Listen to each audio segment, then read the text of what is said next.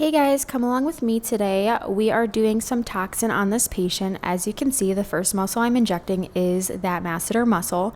I always draw a line from the corner of the mouth to the bottom aspect of that tragus, separate my fingers over that masseter to find that anterior and posterior border of that masseter, and then I always do a 2 to 3 point injection depending on how strong my patient's masseters are, just to prevent any fish gill from happening. I'm also treating her deep masseters. As you can see, that deep masseter is just anterior of that tragus. It is going to be a 45-degree injection up back towards that tragus, but it's going to be a full needle depth. We're also doing a little brow lift. So as you can see, I had my patient close her eyes as tight as possible, and now I am injecting that tail end of that brow for a lift. That allows that brow just to lift up and pick up that tail end of the brow. My patient loves the results from that, so it's something that we consistently do in her tox regimen. As you can see, it's very superficial. Just like the DAOs that we just moved on to, the DAOs are responsible for pulling down the corners of the mouth, and eventually they will be against you when you age. They will cause jowling and things like that in that area, so treating those preventatively is very important. And now we're focused in on that mentalis. For texture, I had her make a pouty face, and I'm injecting 3/4 to full needle depth in this area, and I always inject in 2 spots. Temporalis is next. We treated those masseters, so we're balancing it out with some temporalis.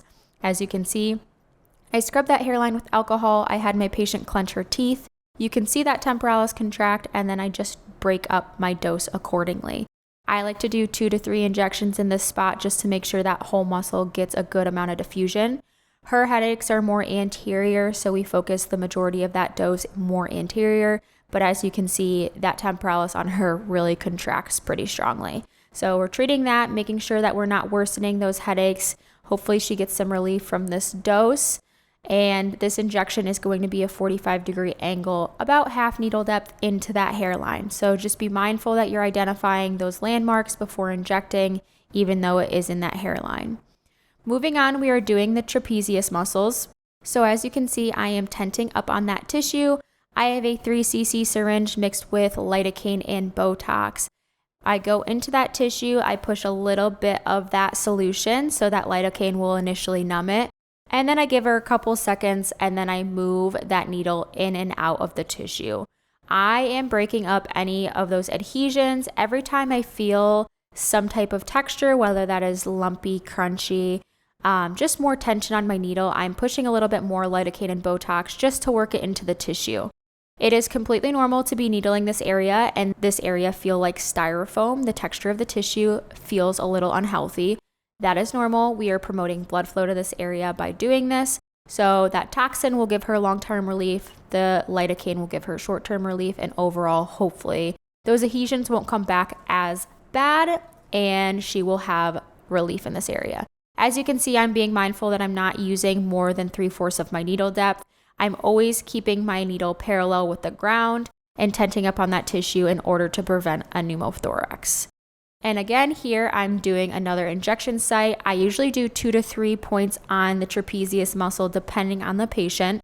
I start more medial and work myself out more laterally, but I'm just repeating that process. I am giving her a little bit of lidocaine, letting that numb for a couple of seconds, and then working that needle no more than 3/4 in and out of that tissue.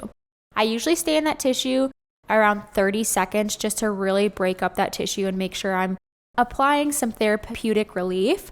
But overall, the biggest safety is making sure you're watching your needle depth, you're tenting up on that tissue, and overall you're keeping your needle parallel with the floor. So make sure you do that just to maintain your patient's safety. I always tell my patients it's very important for them to also communicate with me if they're feeling any type of way. If they're feeling nauseous or lightheaded, let me know. I rather know beforehand so I can handle that situation appropriately before that gives them an opportunity to pass out.